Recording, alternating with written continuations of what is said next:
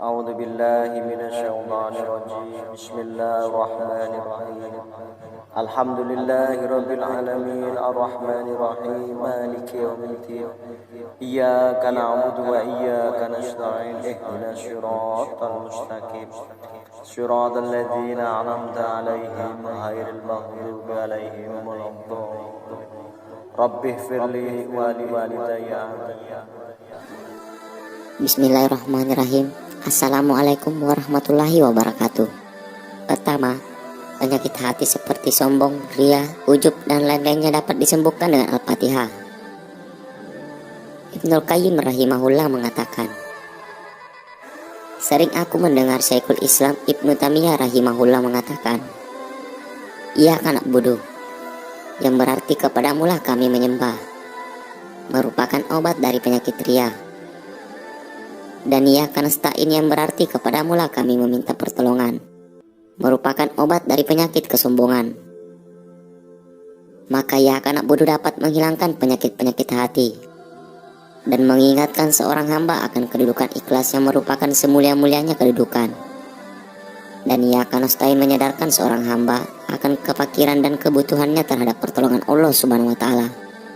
Seperti dalam firman-Nya Allah Subhanahu wa taala mengatakan, wahai sekalian manusia, kalian ini fakir atau butuh kepada Allah Subhanahu wa taala, dan Allah Subhanahu wa taala Maha Kaya lagi Maha Terpuji. Quran Surat Fatir ayat 15.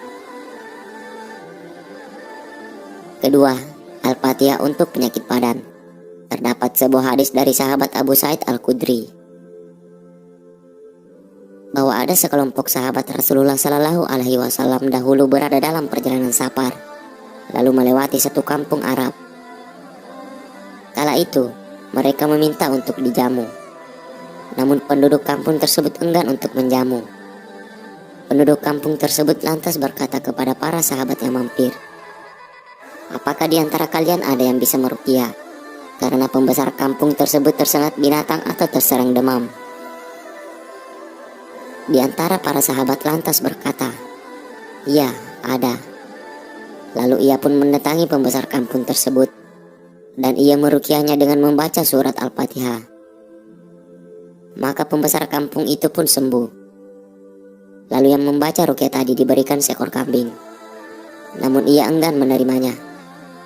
Dan disebutkan, ia mau menerima sampai kisah tadi diceritakan kepada Nabi Muhammad Sallallahu Alaihi Wasallam.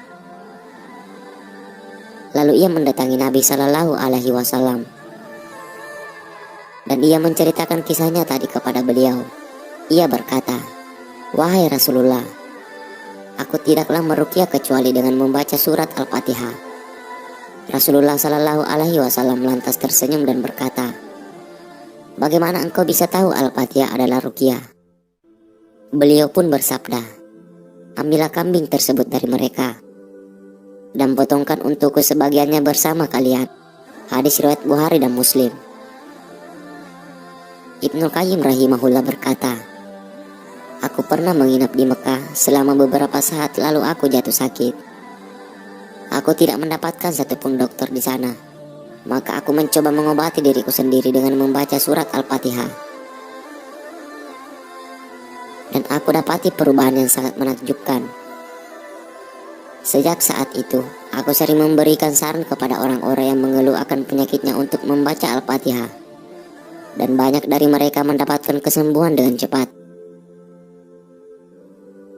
Perlu diperhatikan, membaca Al-Fatihah untuk menyembuhkan juga harus diiringi dengan rasa percaya dan yakin kepada Allah Subhanahu wa taala.